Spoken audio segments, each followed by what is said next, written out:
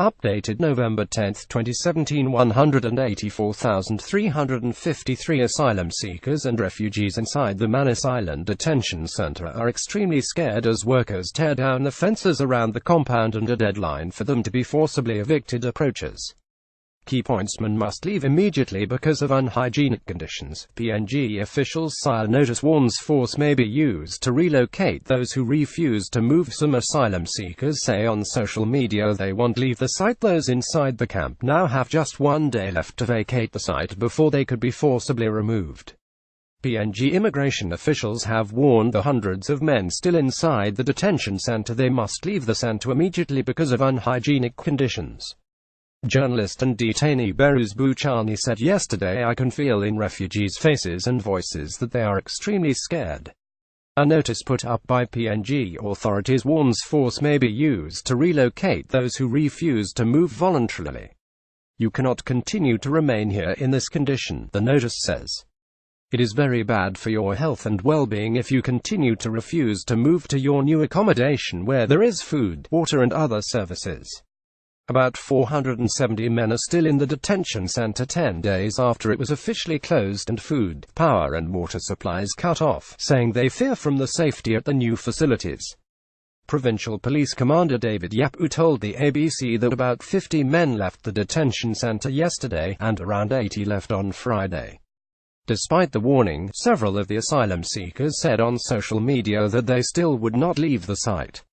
New footage released by the activist group Get Up showed the squalid conditions inside the camp, where hundreds of men have been living without power, water or food supplies. Buchani tweeted on Friday that police and immigration staff came into the center and were destroying our shelters in Delta. "They destroyed the rubbish bins where we have been collecting water too," he tweeted. "Inside the rooms is very hot without power for fans. We built these shelters to provide shade cover from tropical sun rain." Yesterday, workers began removing the high-security fences around the center and PNG immigration authorities warned the safety of the men inside is not guaranteed. An asylum seeker who filmed a PNG official was told to leave the detention center and go back to your own country. In the footage, the official said the asylum seeker was not a refugee and has a criminal record.